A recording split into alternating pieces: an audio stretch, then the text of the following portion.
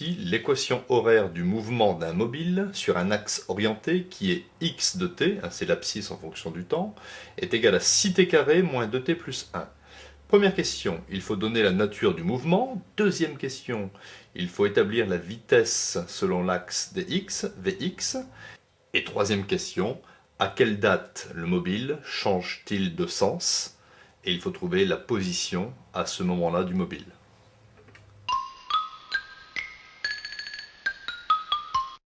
Alors, première question, la nature du mouvement. Nous allons ici calculer l'accélération du mobile. C'est la dérivée seconde de x par rapport au temps, donc d de x sur dt2.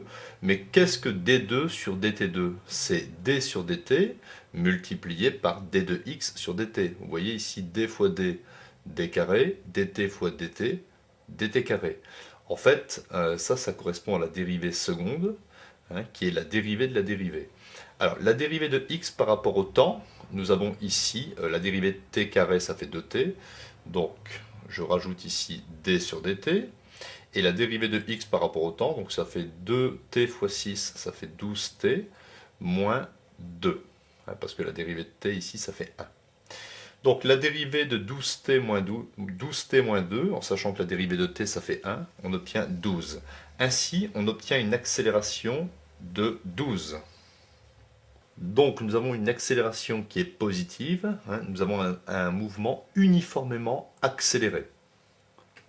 Deuxième question, il faut trouver l'expression de la vitesse suivant x. Eh bien c'est la dérivée de x par rapport au temps, alors, ce n'est pas très compliqué. X c'est 6t carré moins 2t plus 1, on l'a déjà fait tout à l'heure. Donc la vitesse suivant x est égale à 12t moins 2.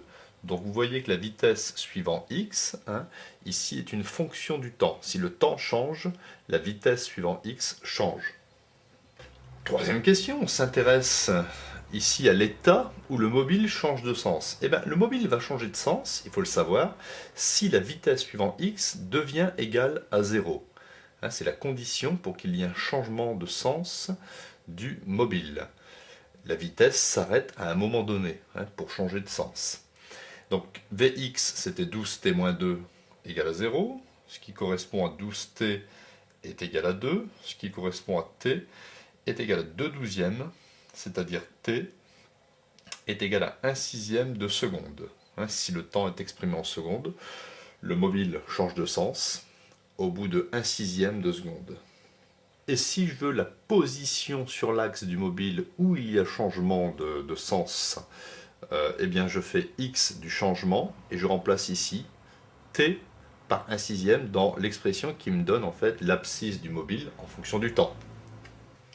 Donc j'obtiens 6 fois 1 sixième au carré, donc j'obtiens 1 36e, donc 6 sur 36, moins 2 sixièmes, ça fait moins 1 tiers, plus 1. Donc je mets tout sur 36 au même dénominateur. J'obtiens ici 3 fois 12 fois 12, ici fois 36 fois 36, ce qui est égal à 36 moins 12 plus 6, le tout sur 36, ce qui me donne ici 30 sur 36, arrondi à 10 moins 2, ça me donne 0,83. Donc le mobile va changer de sens lorsque le mobile ici sera en position de plus 0,83 par rapport à l'origine, et cela va se produire au bout de 1 sixième de seconde.